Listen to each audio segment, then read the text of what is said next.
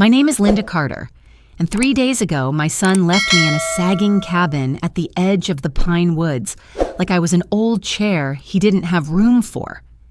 He said the place needed airing out, handed me a paper bag with crackers, and drove away with my house keys jangling from his wrist as if they already belonged to him. By nightfall, the wind crawled through the boards, and the smell of wet wood turned the dark into a mouth. I counted the trucks on the far road and the beats between them to keep from crying. Somewhere out there. Ryan was promising someone he could fix everything. He always promised. On the third day, my phone lit up 45 times. His name kept blooming on the screen like a bad rash, and each ring laid another layer of heat in my chest. I didn't answer.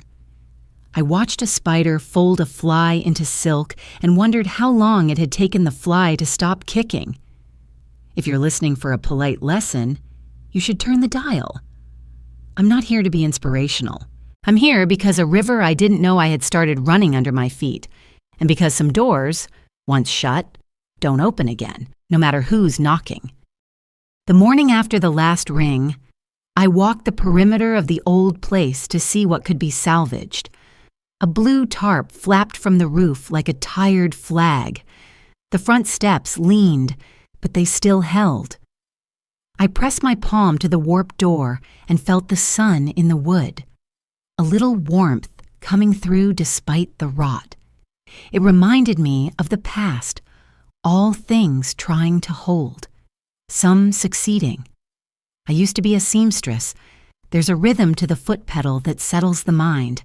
Charles, my husband, said it sounded like rain on a tin roof, constant forgiving. He'd sit at the kitchen table with his long legs tucked under, sorting envelopes while the needle ticked through another hem, another cuff. When he was sick, I stitched while the nebulizer hummed, pretending the machine was only another household sound. He would reach across the table and put his hand over mine to steady it. And for a few breaths, we had the old world back. Ryan was born hungry, for more space, more speed, more corners to turn. When he was little, he'd rip the paper off his school supplies just to see the raw cardboard beneath. In high school, he slicked back his hair and called the bus a loser wagon. He didn't want my lunches or my mended jeans. He wanted what the men on late-night commercials had, suits that cinched at the waist like fists, watches big enough to measure a storm. After his father died, that hunger of his got teeth. When the shingles first lifted on my old house, Ryan brought men with tablets who talked about liens and clean titles. He said he'd simplify things so I wouldn't have to worry. He was so persuasive that the neighbor who never smiled brought him muffins. He had me sign a stack of papers that looked like every other stack I'd ever signed. Insurance, utilities, the slow traffic of life. I pressed my name where the flags told me to. It felt like I was doing what a good mother does, making it easier. I moved in with him for a while, the way people do when life shrinks and you need a larger table. His place was glass and stone, the kind of house that makes you whisper. At first, he was all careful hands and soft voice, but soon I noticed he spoke to me the way he spoke to his assistants, as if words were arrows and I was a target he could hit without looking. He kept my keys in a drawer I wasn't supposed to open. He said the plumber was coming, then a buyer was coming, then an investor was coming, and could I please stay out of the way for the afternoon, or overnight, or until after the weekend. I learned the shape of missing things by feel. The day he drove me to the cabin, he said a storm had pulled wires down out here and it would be rustic for a night or two. He said the noise at his place was impossible. He said I needed air. I believed the first part because I could smell sap on the wind and hear a generator somewhere. The rest I didn't believe, but I swallowed it anyway, the way you swallow a pill that sticks in your throat. That first night, I found a lantern and an old quilt. I listened to the forest sort itself. Frogs tuned up in the ditch. Coyotes laughed at me from the tree line. The long grass hissed, secrets to the earth. I thought about Charles, about how his hand covered mine like a lid on a pot, keeping the boil gentle. He would have told me to sleep and gather myself. He would have told me not to be afraid of what I already knew. In the morning, I walked to the creek the way a child follows a smell. The ground was damp under the needles, and my shoes took the imprint of cones. I heard water, thin at first, then stronger, until the sound filled my head the way the needle used to.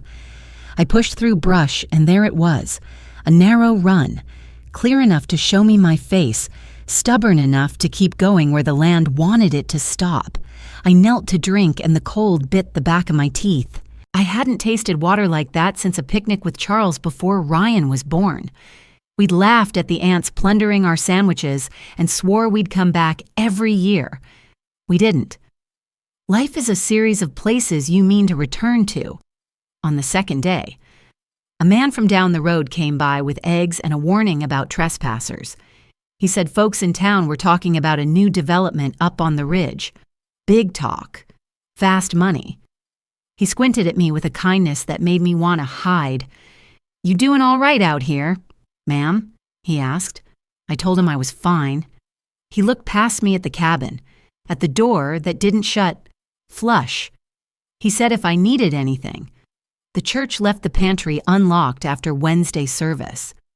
I promised I would be all right, because you can't ask a stranger to keep your heart from breaking. That afternoon, Ryan started calling. At first, his voice was quick, businesslike on the messages.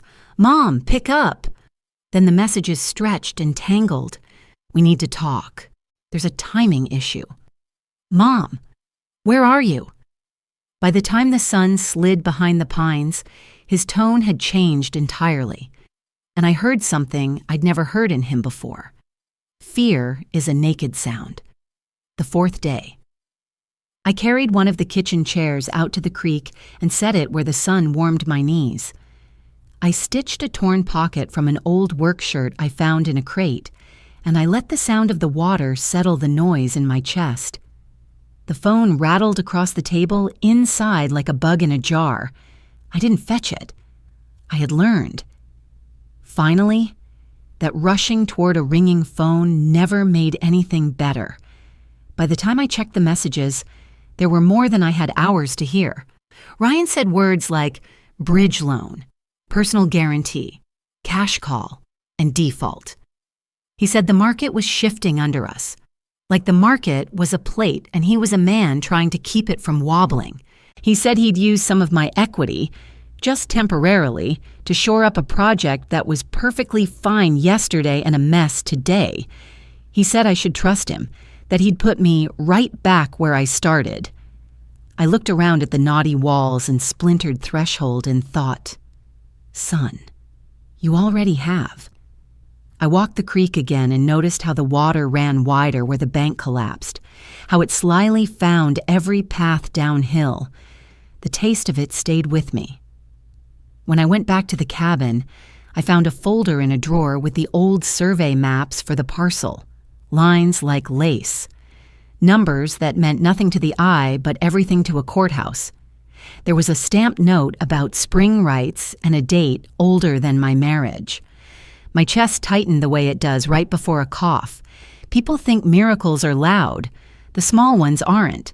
They arrive like water under leaves, and you don't recognize them until your lip is wet. I carried the maps to town, folded into my sweater, and stopped at the church first. The pantry had soups and peanut butter and a little bell to ring if you needed company. Mrs. Gable, cheeks like winter apples, helped me read the stamps. "You might have something here," she said, tapping the map.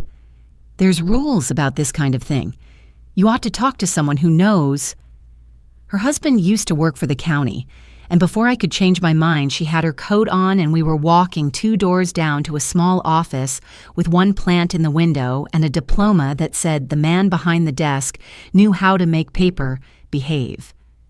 He introduced himself as Mark Henderson and listened more than he spoke. That alone made me trust him. He asked questions in a way that lifted weight, not added it. He didn't laugh when I told him how Ryan had driven me to the cabin. He didn't get theatrical either. He just breathed out through his nose like a man who'd seen worse and said we would start with what was true and build from there. What was true? Decades ago, the parcel had been split. And while the structure was falling down, the water line mattered. What was true? There was record of a spring, and if the flow could be measured and the claim shepherded, there might be leverage. Not a fortune, not a television miracle, but enough. He explained permits and tests and the muddy path between a possibility and a paycheck. None of it was fast, but none of it depended on Ryan either. When I stepped back into the bright, the air felt like the kind of air you get after a summer thunderstorm, scrubbed and thin. I walked to the creek that afternoon with a mason jar, filled it, and set it on the table like a guest I meant to honor. I didn't call Ryan back. The next day, he found me. His truck threw a rooster tail of dust, and he climbed out in a jacket that advertised success even as his eyes showed me its cost.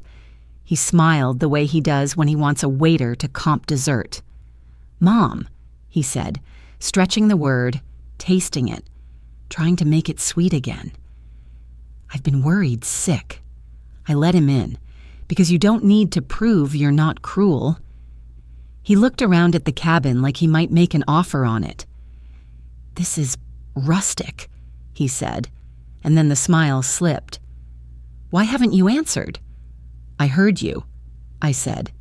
Hearing is not the same as agreeing. He paced.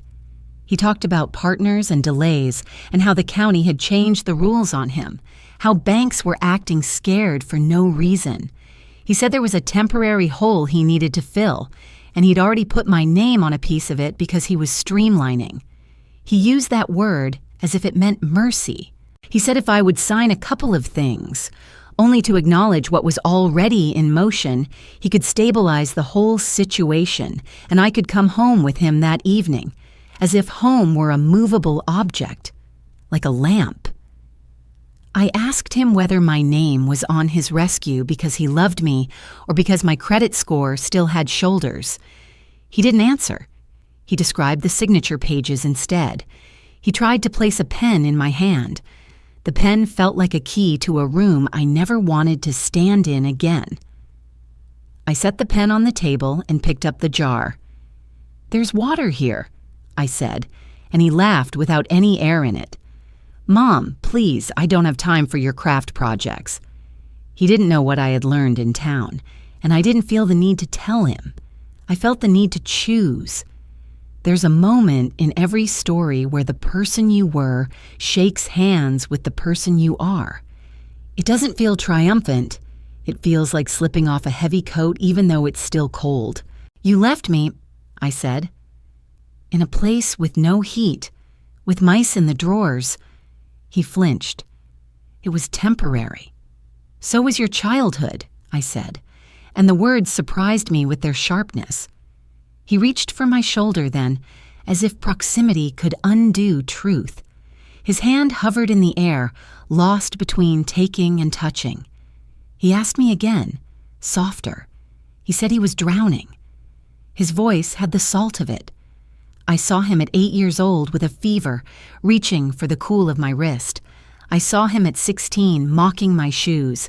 I saw him at 25 ordering a steak he couldn't afford. All those boys crowded behind the man in front of me, and none of them knew how to say please without a hook buried in it. "I'm not signing," I said, and I meant it. The word stood up and blocked the door behind me. He spread his hands in a shrug that was half prayer, half threat. "You don't understand the position you're putting me in." I understood exactly. I had been put in so many positions by him that I knew each by name. I opened the cabin door and let the cold come through. He didn't leave. He stepped forward, a beat too close, and the door banged against the wall behind me. His cologne was all citrus and hurry. He told me this wasn't the time to be stubborn. That word again, as if my spine were an offense. He said the men he dealt with wouldn't be patient, that his back was to a cliff, that he needed my cooperation to keep us both safe. When he said us, he meant him. The trick of his whole life was pronouns. "Look at me," he said, and I did. I saw the boy who'd knocked over his father's toolbox and blamed the dog. I saw the man who thought apologies were a kind of currency, something you could spend to keep the lights on. He reached for the pen again. The room thinned to a wire. "No," I said. He tried to laugh it off, to make it a joke we were telling together. He touched my elbow, light, proprietary, and the old heat flashed in my chest, the stored-up ache of being maneuvered and managed and streamlined. Something in me stood up, taller than I remembered I could be. I slapped him. It wasn't theatrical. It was clean and bright and over in a breath, the way a thread snaps when you pull it against a sharp edge. The sound was neat as a folded napkin, his head tipped to the side with surprise more than pain. For a second, the dust in the air hung in place, each mote distinct in a shaft of winter light, as if the cabin were holding its breath with us. He put his hand to his cheek and stared. His mouth opened, then closed. Lost. A boy with a skinned knee expecting a bandage that doesn't come. I'd never struck him in his life. I hadn't needed to. I'd believed in words, in waiting, in the slow dignity of staying. I realized as he stared that sometimes love is a door, and sometimes love is a lock. That, I said, my voice steady where my hand still tingled, isn't for revenge. It's so you remember the line. I won't be crossed again. He swallowed. The bravado drained out of him the way rain drains from a porch step. He glanced at the open door, the thin trees etching the sky. He tried a different tactic, the one that used to work when he was 10 and his report card went home in his friend's backpack. "Mom," he said, and the word came out hoarse. "I messed up. I need you." "I needed you," I said, "and you left me where the wind came through." I let the door swing wider. It bumped his heel. He stared at the pen on the table for a long breath, then at the mason jar. He laughed once, a short bark of disbelief. "You think water is going to save you?" "I don't need saving," I said. "I need space." He looked past me, past the doorway, to the path where his truck waited. For a second, I thought he might throw the papers at the floor, or shove the table, or reach for me again. He didn't. He picked up the pen, capped it with slow care, slid the papers back into his leather folder, and pressed the folder flat as if he could iron his life smooth. The red bloom on his cheek began to fade. When he finally spoke, his voice had no corners left. "You'll regret this," he said, and even he didn't sound convinced. He stepped outside. The light caught on the scuffed toes of his shoes, shoes meant for rooms with carpet, not for plank floors. I followed him to the porch. The steps held. He paused beside the truck door and rested his forehead on the frame. For a moment he looked young again, not like a man with a jacket that sold success, but like a boy who didn't know how to fix what he'd broken. He didn't ask me to come with him. He didn't apologize. He climbed in, started the engine, and backed down the rutted track with more control than I expected. People always manage the leaving? The dust settled in swirls that looked like handwriting. I went back inside, set the jar in the square of sunlight on the table, and pressed my tingling palm against the cool glass until the burn went quiet. Outside, the creek kept its promise. The process moved slowly, like most things worth keeping. Inspectors came with clipboards and boots that sank in the mud. They placed flags in the soil where the spring pushed up clear water, each marker trembling in the breeze like a small declaration. Paperwork followed, thick with stamps and signatures. Mark handled the words I didn't understand, but he never spoke down to me. He showed me where the lines led, and for the first time in years, I didn't feel like a bystander in my own life. I read. I asked. I signed with eyes wide open. The cabin turned into more than shelter. I patched the curtains, scrubbed the floorboards, and lit a lantern every evening until the walls glowed honey gold. Neighbors stopped by with eggs or jam, and on Sundays I rode into town with Mrs. Gable. We spoke of small things: weather, canning, church repairs. Those conversations stitched me back into a world where I mattered, where I wasn't just an obligation shuffled from place to place. When the first payment came, it wasn't riches. It was enough to mend the roof and hire a man to set the door straight, enough to fill the pantry without counting every coin. I pinned the receipt to the wall, not as proof of wealth, but as proof of standing tall again. Each improvement in the cabin felt like sewing another seam in a garment meant to last. Ryan's voice grew distant. The frantic calls slowed, then dwindled to silence. Once, he sent a message. "Glad you're okay." The words were thin, like a leaf pressed too long in a book. Months later, I glimpsed his truck at the edge of the trees. He sat behind the wheel, staring at the cabin, then drove away without stepping out. I didn't wave. Some distances protect more than they wound. I hung Charles's gloves on a nail by the door. The leather has stiffened with age, the fingers curled as if still reaching for a tool. In the afternoon light, they cast a shadow that looks almost like a benediction. I take comfort in that. If you ask whether I forgave my son, I will say I laid his choices down where they belong, on his shoulders, not mine. Love doesn't mean swallowing every betrayal. It means knowing when to set a boundary so your home, your heart, can endure. Each day at 4, I pour a glass of water from the spring. It tastes of stone and pine, of survival and dignity. When I close the door now, it clicks firm in the frame, and the cabin holds. For me, that is enough. Thank you for watching. If you enjoy these family drama and revenge stories, please subscribe and join me for more every day.